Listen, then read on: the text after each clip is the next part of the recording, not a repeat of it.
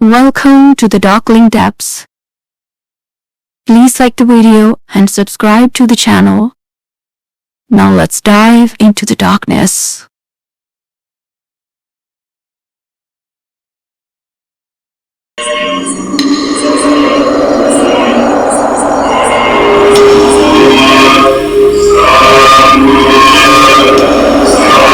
Welcome to the Darkling Depths. इन सबका plan कामयाब होता हुआ दिख रहा था, लेकिन ईसा की बहन, जिसे कि पुलिस अपनी वैन में ले जा रही है, उसके चेहरे पे कोई घबराहट, कोई परेशानी नहीं है। उल्टा एक क्रीपी सी स्माइल है। पुलिस स्टेशन पहुंचते ही पुलिस ऑफिसर उसे लॉकअप में बंद कर देते हैं। कैथरीन और उसके दोस्त जिस कार में जा रहे थे, अब वो एकदम से एक सुनसान से रास्ते पे पहुंच गई है। करीब आधा घंटा और ड्राइव करके वो ओस्मा की बताई हुई जगह पे पहुंच जाएंगे। पर कुछ ही मिनटों में उनकी कार रास्ते के बीचों बीच अपने आप रुक जाती है। वहां हॉस्पिटल में जब पास्टर आंखें बंद करके वॉल के पास खड़े होकर प्रेयर कर रहे थे, तो पीछे से हॉस्पिटल के एक स्टाफ का लड़का आता है और पास्टर के सर पे एक वाज मारता है जोर से और एकदम से वहां से भाग जाता है। ये सब लीसा की बहन का प्लान था। उसने किसी तरह उस लड़के को अपने साथ मिला लिया था। पास्टर चोट लगने की वजह से बेहोश हो जाते हैं। उधर उस सुनसान सड़क पे टानिया और डेव कार से बाहर निकलते हैं। वो सब चेक करते हैं कि अचानक से ऐसे कार कैसे रुक गई। तभी कैथरीन को कार के पीछे से एक शैडो निकलती हुई दिखती है। वो डर जाती है और अपने दोस्तों को अलर्ट कर देती है। वो सब लोग उस तरफ देखने लगते हैं। वो लोग फिर से कार स्टार्ट करने की कोशिश करते हैं, पर कार स्टार्ट ही नहीं होती। वो लोग कार के अंदर बैठे बाहर आसपास देखते हैं। वहां पूरा सन्नाटा पसरा हुआ है और अंधेरा भी। दूर दूर तक कोई दूसरी गाड़ी नहीं, कोई लाइट नहीं। तभी उन्हें कार की छत पे एक जोर की आवाज सुनाई देती है। वो सब डर से और कंफ्यूजन से एक दूसरे की तरफ देखते हैं। वो लोग कार से बाहर निकलना चाहते हैं। जैसे ही वो अपना हाथ डोर के हैंडल पे रखते हैं, कार जोर से हिलने लगती है और उनके कार के दरवाजे जाम हो चुके थे, खुल ही नहीं रहे थे। वो लोग पूरी कोशिश कर रहे हैं कि वो कार से बाहर निकल जाएं। उधर पुलिस स्टेशन में लीसा की बहन आंखें बंद करके कुछ तो मंत्र पढ़ रही है। उधर सड़क पे अचानक से कार हिलना बंद कर देती है। वो लोग घबराते हुए कार का दरवाजा खोलने की कोशिश करते हैं।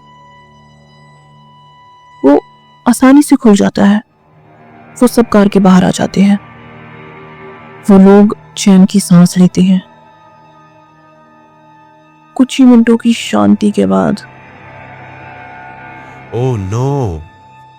डेव चिल्लाता हुआ कार के पीछे की तरफ इशारा करता है। सब लोग भाग के कार की डिक्की की तरफ जाते हैं। डर और शौक से उनका खून जम जाता है। कार की डिक्की खाली थी। वो सब घबराते हुए आसपास देखते हैं। चांद की हल्की सी रोशनी में उन्हें ज्यादा दूर तक दिखाई भी नहीं दे रहा था। तभी कार की साइड से कोई भाग के जाता है। वो लोग एक ही झटके में मुड़ के देखते हैं।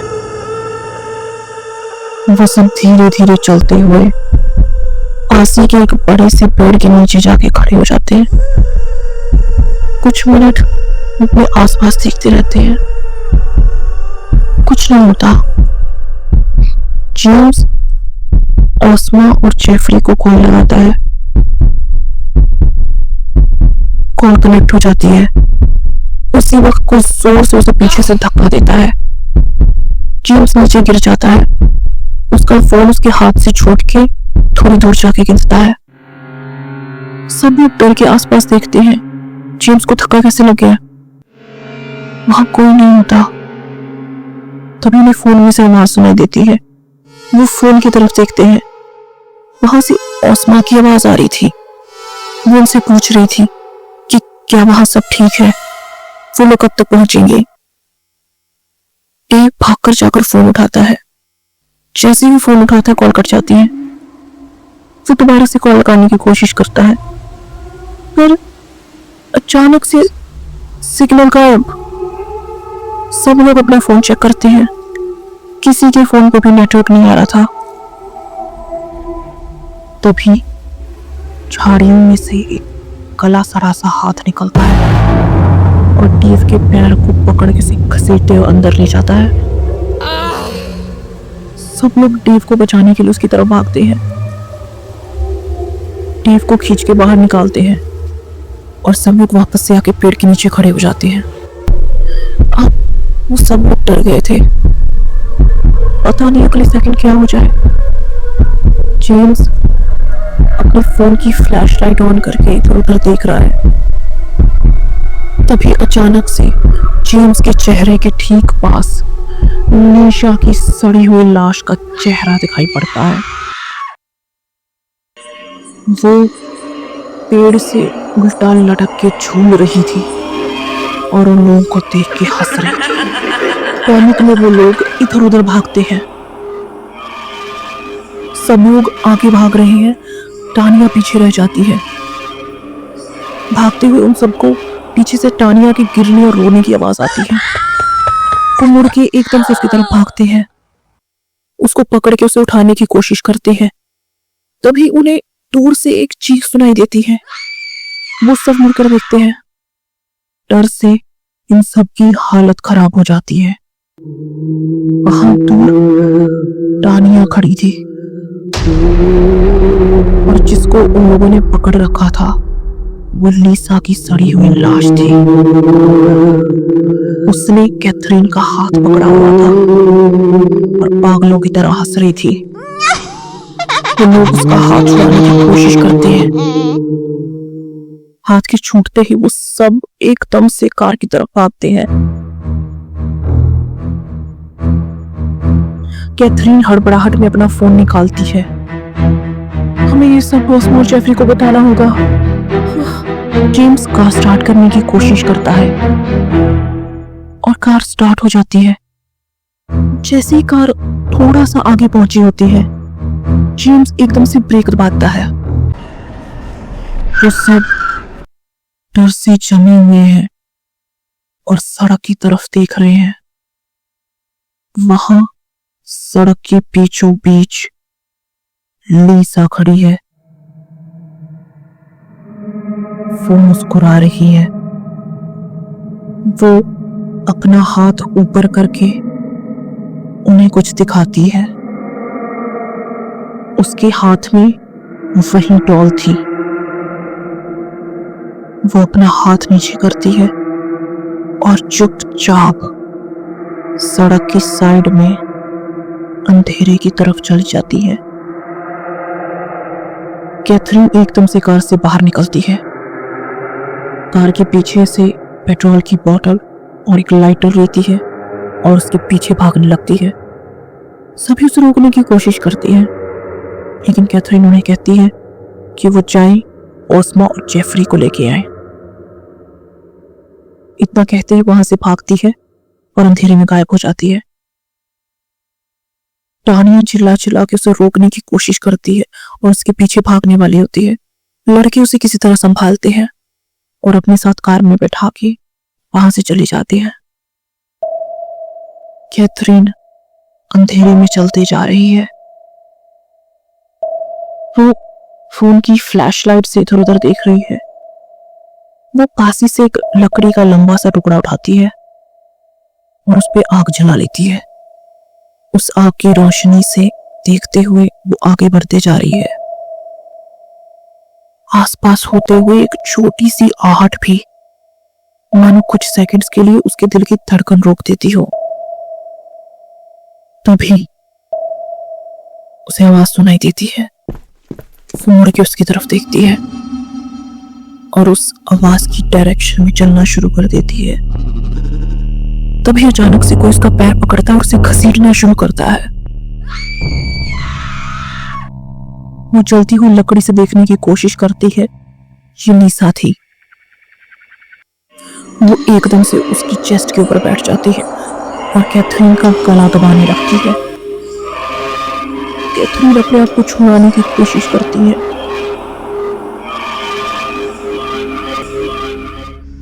कैथरीन के हाथ से वो लकड़ी छूट चुकी थी और थोड़ा दूर गिर गई थी। कैथरीन बहुत मुश्किल से उसे पकड़ती है और जोर से लीसा को मारती है। लीसा एकदम से उसे छोड़ देती है और गायब हो जाती है। कैथरीन हैरानगी से कुछ मिनट इधर उधर देखती रहती है। ना उसे कोई आवाज आती है, ना कुछ दिखाई देता है। तभी वो साइड पर देखती है। वो बिल्कुल एक खाई के पास में है। वो सोच के हैरान होती है कि लीसा ने उसे अचानक से छोड़ कैसे दिया। उधर सड़क पे उसके दोस्तों की गाड़ी जा रही थी। अचानक से लीसा उनकी कार के सामने जंप करती है, जिससे उनकी कार का कंट्रोल खो जाता है और कार क्रैश कर जाती है, जिसकी वजह से वो सब लोग जख्मी हो जाते हैं और बेहोश हो जाते हैं। कैथरीन को भी इस क्रैश की आवाज सुनाई देती है। वो समझ जाती है कि लीसा उसके दोस्तों पे अटैक करने गई है। कैथरीन जोर से चिल्लाती है, मैं तुम्हें जीतने नहीं दूंगी। मैं पॉल को तुमसे बचा के रखूंगी। ना तुम जीते जी उसे हासिल कर पाई, न मरने के बाद कर पाओगी। तुम जीते जी भी हारी, अब भी हारोगी। तुम्हें वही मिलेगा जो तुम डिजर्व करती हो, नर्क। नर्क में सड़ोगी तुम।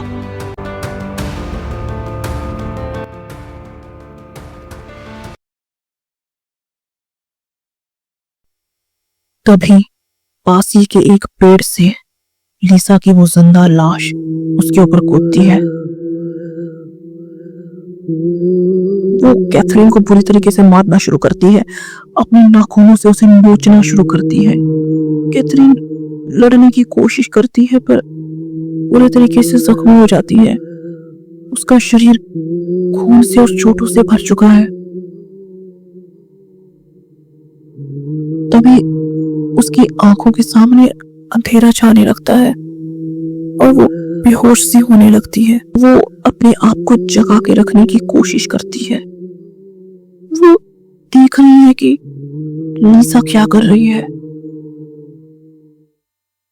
लीसा हंसते हुए उससे दूर जाती है।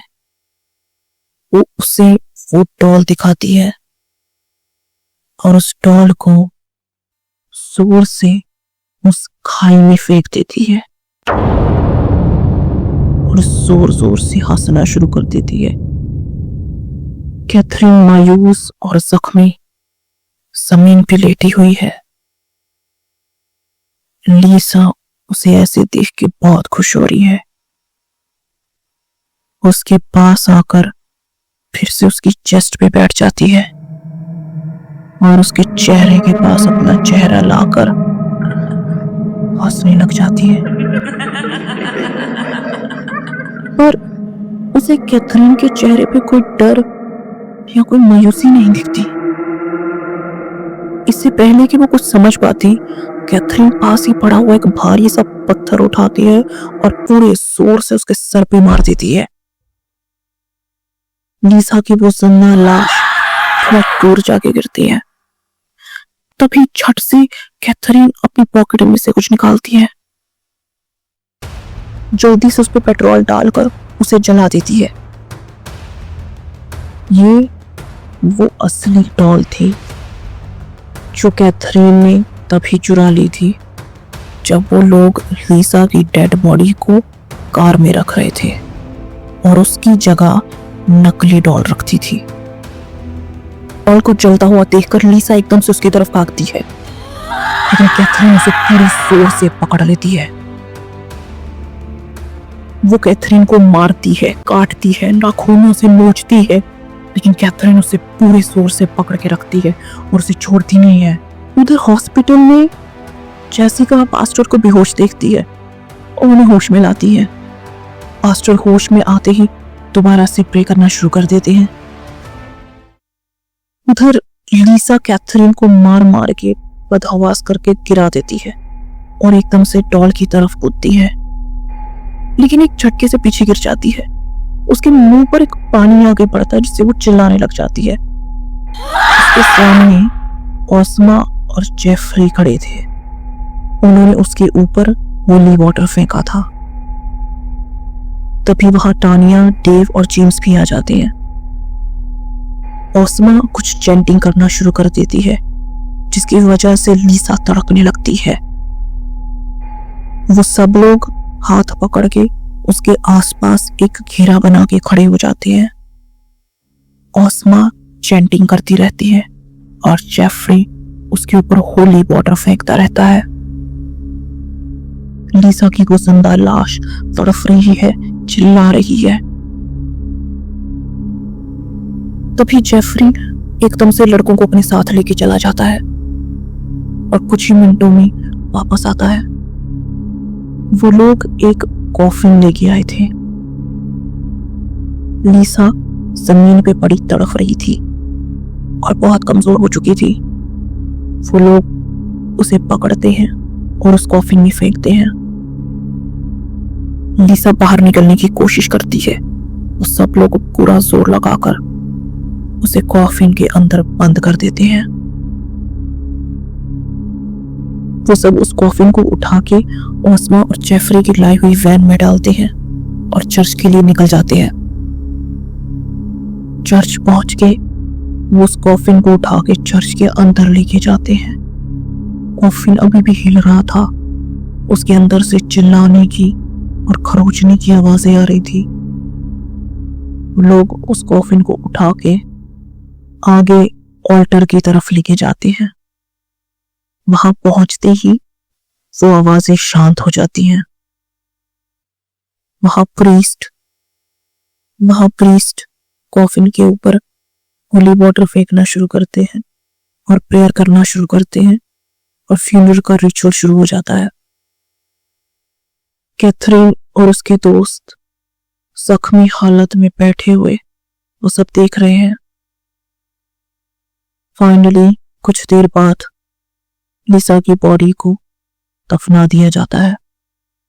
जेफरी और ओस्मा उन सबको लेकर हॉस्पिटल के लिए निकल जाते हैं। हॉस्पिटल पहुंचते ही एक नर्स को उन सबकी चोटों का ट्रीटमेंट करने के लिए कह देते हैं। ओस्मा सीधा पॉल के रूम में जाती है और पास्टर के पास जाके खड़ी हो जाती है। वो दोनों मिलकर पॉल की स्पिरिट को बुलाते हैं और उसे अपनी बॉडी के अंदर एंटर होने के लिए कहते हैं। उनकी बहुत देर तक कोशिश करने के बाद भी पॉल होश में नहीं आता। तभी कैथरीन वहां आती है। वो पॉल के पास आके बैठ जाती है। वो उसका हाथ पकड़ती है। वापस आ जाओ पॉल, वापस आ जाओ कहकर वो रोने लगती है। वो अचानक से बेहोश हो जाती है। जेसिका जैसे ही उसे पकड़ने के लिए उसके पास जाती है, वो देखती है पॉल का हाथ हिला। पास्टर और ओस्मा स्माइल करते हुए उसकी तरफ देखते हैं और जेसिका एकदम से डॉक्टर को बुलाने के लिए भागती है। अगले दिन कैथरीन की जब आंख खुलती है, वो अपने आप को हॉस्पिटल के बेड पे पाती है। उसकी साइड पे मैरी बैठी हुई थी वो मुस्कुराते हुए उसे पूछती है कि उसे कैसा महसूस हो रहा है। वो कैथरीन को वो अच्छी खबर देती है जिसका वो जाने कब से इंतजार कर रही थी। पॉल होश में आ चुका है। वो उसी टाइम भाग के पॉल के कमरे की तरफ जाती है और दरवाजे पे जाके रुक जाती है। वो देख रही है पॉल बेड पे बैठा हुआ है, उसके माँ बाप उसके पास बैठे हुए हैं, सब लोग बहुत खुश हैं, डॉक्टर से कुछ बात कर रहे हैं। कैथरीन झिझकते हुए धीरे से कमरे के अंदर जाती है।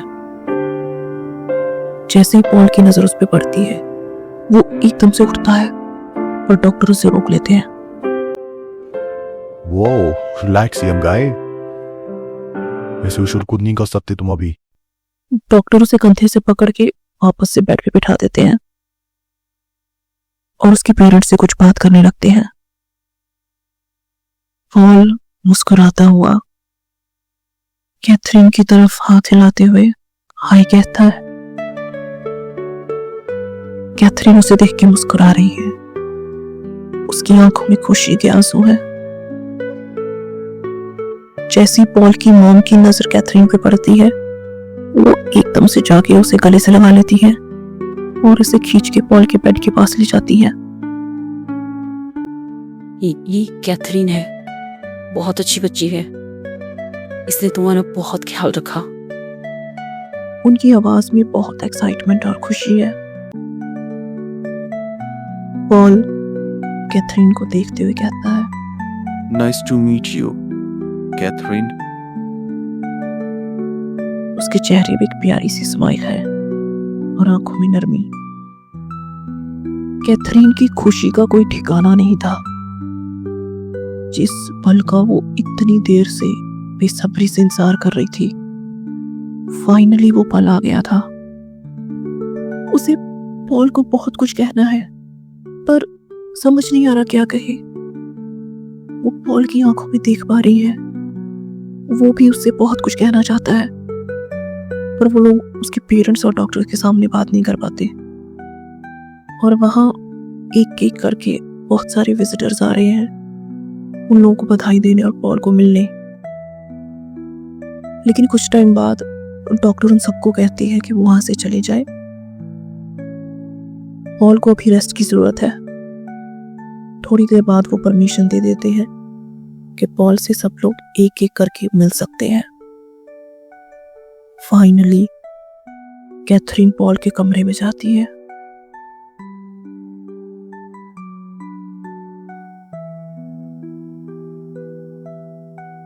वो एकदम से उसके गले लग जाती है।